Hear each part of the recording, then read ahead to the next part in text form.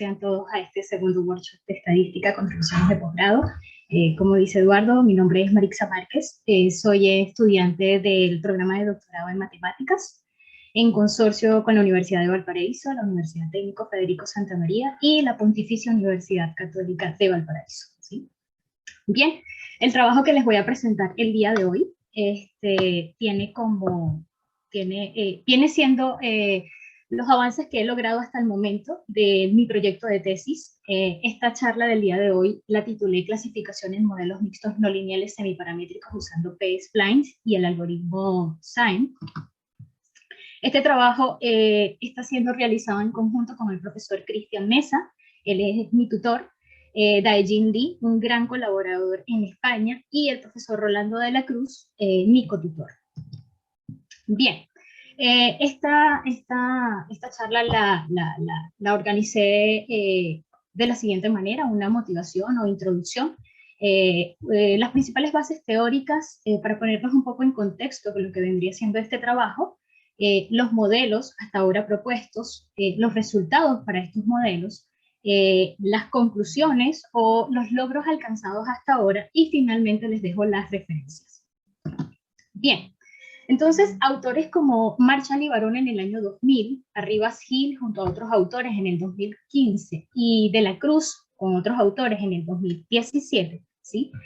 Analizaron datos provenientes de un estudio clínico sobre el riesgo de pérdida en un grupo de mujeres chilenas embarazadas. Estos grupos de mujeres se clasificaron en dos, ¿sí? Un grupo normal, que consta de aquellas mujeres que llevaron a término su embarazo, y un grupo anormal, que son aquellas mujeres que lamentablemente sufrieron una pérdida.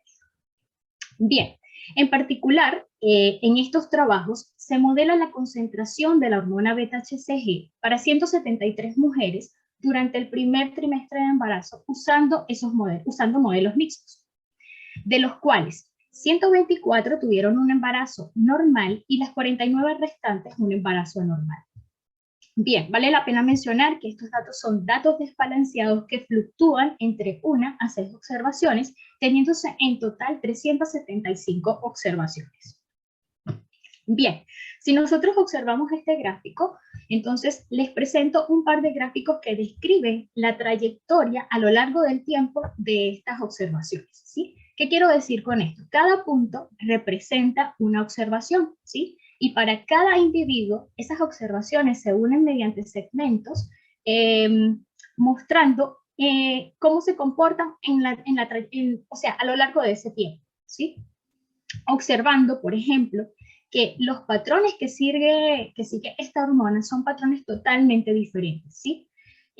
Tanto para el grupo anormal como para el grupo normal.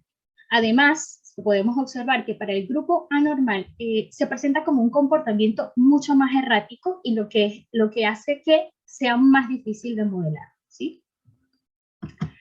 Bien, entonces, para efectos de nuestro trabajo, nosotros decidimos extender los trabajos previos de los que les hablé hace un momento, proponiendo un modelo semiparamétrico de efectos mixtos no lineales usando p-splines y el algoritmo SIME, y además logramos llevar a cabo la clasificación de estos modelos mixtos vía importancia amplia.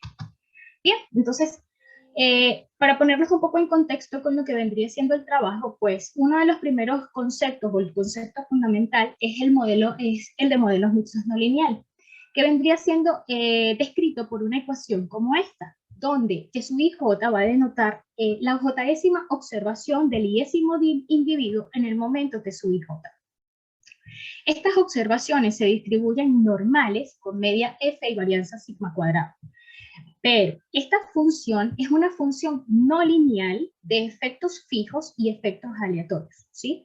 También, en caso de existir, ¿sí? Se puede hablar también de un vector de covariables. Y también pues está presente el término del error, ¿sí? Bien. Existen métodos iterativos, ¿sí? Que me permiten estimar los parámetros desconocidos a partir de valores observados, como lo es el algoritmo EM, el cual itera, ¿sí? Entre un paso de esperanza, que también llamamos paso E, el cual consiste en calcular el valor esperado de la función de verosimilitud de los datos observados y no observados, ¿sí?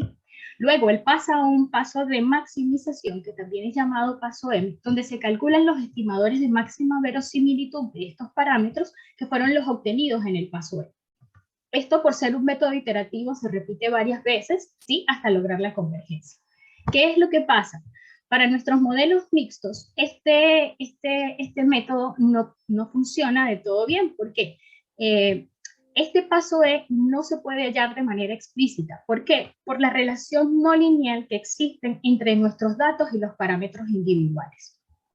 Entonces, para resolver esto, de Lyon, Daviel y Mullins, en el año 99, implementan el algoritmo SAE, que consiste en ¿qué? Consiste en sustituir el paso E del algoritmo EM, ¿sí? Por un paso de aproximación estocástica, ¿sí? Entonces, bajo supuestos muy generales, ¿sí? Este algoritmo suele converger ya sea al máximo local o global de la función de verosimilitud, ¿sí? Bien, entonces este algoritmo, ¿qué es lo que hace? Él está compuesto por 3 pasos. Un paso de simulación, donde se obtienen las muestras de la distribución a posteriori. ¿De quién? De los datos no observados, dados los datos observados. Luego se pasa al paso de aproximación estocástica y finalmente al paso de maximización. Al igual que para el algoritmo M, como se trata de un algoritmo iterativo, entonces también se vuelve a repetir o se itera tantas veces hasta llegar a la convergencia del método. Bien, otro término importante para nosotros son los B-splines, ¿sí? Un B-spline es una función spline, ¿sí? Que tiene soporte mínimo con respecto a determinado grado, suavidad y partición del dominio. Es decir, un B-spline está formado por trozos de polinomio, ¿sí? Que se interconectan entre sí por una serie de puntos que nosotros llamamos nodos. Por ejemplo, esto sería un B-spline de grado 1 y esto sería un B-spline de grado 3, ¿sí? Los gráficos que tenemos a la derecha serían esas bases spline, B-spline, ¿sí? Que son funciones exactamente iguales, solamente que están desplazadas de manera horizontal, ¿sí? Bien. ¿Cuál es la utilidad de los B-splines? La utilidad de ellos es que yo puedo representar una función spline como combinación lineal de B-splines, ¿sí? Entonces, ¿qué vendría siendo un P-spline? Los P-splines van a ser B-splines penalizados, es decir, esto va a ser una representación B-spline donde los coeficientes van a quedar determinados en parte por los datos que yo deseo ajustar y en parte por una función de penalización que tiene como objetivo imponer suavidad sobre mi modelo.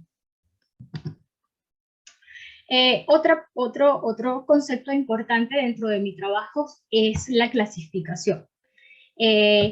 Para realizar la clasificación, ¿sí? Nosotros utilizamos el método de clasificación supervisada, ¿sí?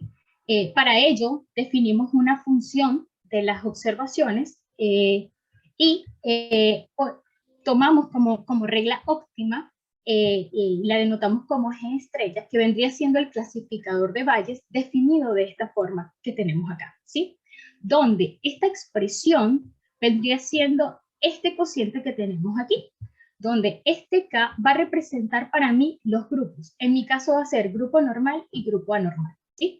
Y este pi sub K va a representar la probabilidad a priori del grupo.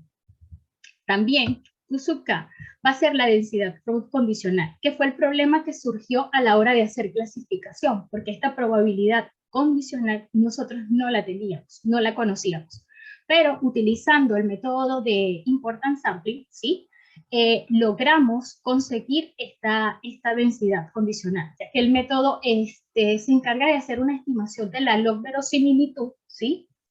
Y a partir de ella nosotros pudimos sacar probabilidades condicionales y una de esas probabilidades marginales, y una de esas probabilidades marginales era esta densidad condicional que necesitábamos para hacer clasificación.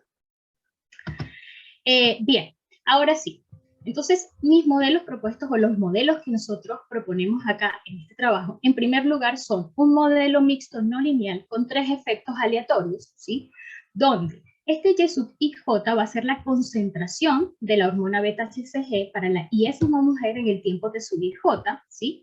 Epsilon y J va a ser el término del error, A sub I va a representar el nivel asintótico de la hormona, B sub I representa el tiempo en el que la mujer alcanza la mitad de ese nivel asintótico, y C sub I representa el tiempo que transcurre para que la mujer alcance entre la mitad y las 3/4 partes de ese nivel asintótico, ¿sí?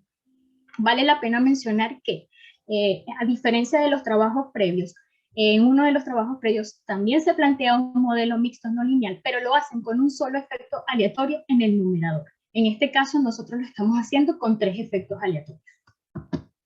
Bien, un segundo modelo que nosotros proponemos es un modelo aditivo, el cual está compuesto por el modelo mixto no lineal y lo que vendría siendo toda la parte P-spline, ¿sí? Entonces, a este modelo aditivo nosotros le llamamos el modelo semiparamétrico, donde Y sub I, J, epsilon I, J, A sub I, B sub I y C sub I vienen siendo exactamente las mismas variables que definimos para el modelo mixto no lineal, ¿sí?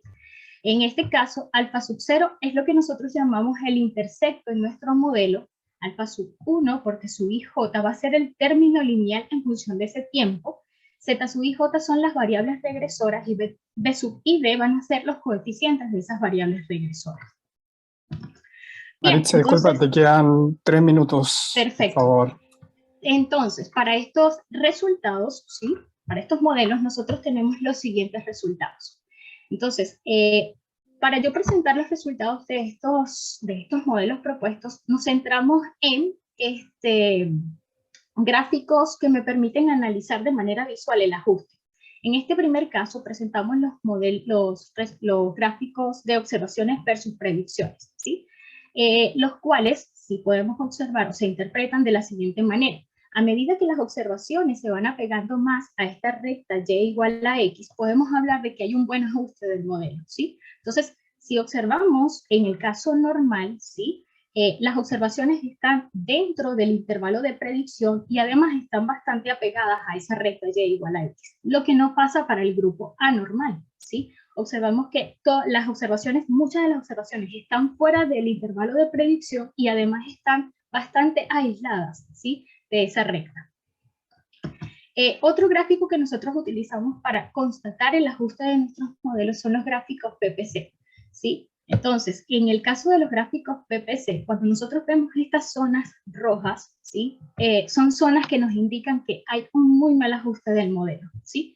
Entonces, para este caso, notamos que el modelo mixto no lineal está ajustando bastante mal, ¿sí?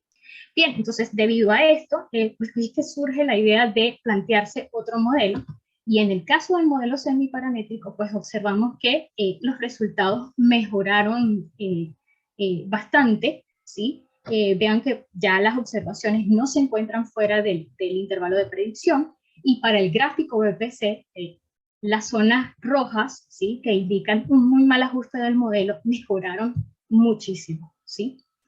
Bien, eso sería con respecto al ajuste. Con respecto a la clasificación del modelo, observamos que las matrices de confusión, ¿sí? Con respecto a estas matrices de confusión, entonces notamos que, por ejemplo, para el modelo mixto no lineal, ¿sí? Tenemos que 120 individuos están siendo bien clasificados en el grupo normal y 29 están siendo bien clasificados en el grupo normal. Para el semiparamétrico, que es el que mejor clasifica, que es el modelo propuesto por nosotros, estamos notando que 122 están siendo bien clasificados y 30 están siendo bien clasificados en el grupo anormal. Esta matriz de confusión que presentamos aquí fue en términos de comparación, porque fue la obtenida por el modelo mixto no lineal con un solo efecto aleatorio. Entonces, sí mejoramos bastante también pues la clasificación, ¿sí? Con respecto a la AUC, pues también se mejoró. Aquí les presento los gráficos para la curva ROC, donde presento el área bajo la curva para cada uno de ellos, ¿sí? Bueno, aquí simplemente quise mostrarles un gráfico donde para cada individuo vimos los ajustes de los modelos, ¿sí? De acuerdo a los modelos que estábamos utilizando. En este caso estamos utilizando el modelo P-spline, pero en este caso para 5 nodos, 8 nodos, 11 nodos y 12 nodos.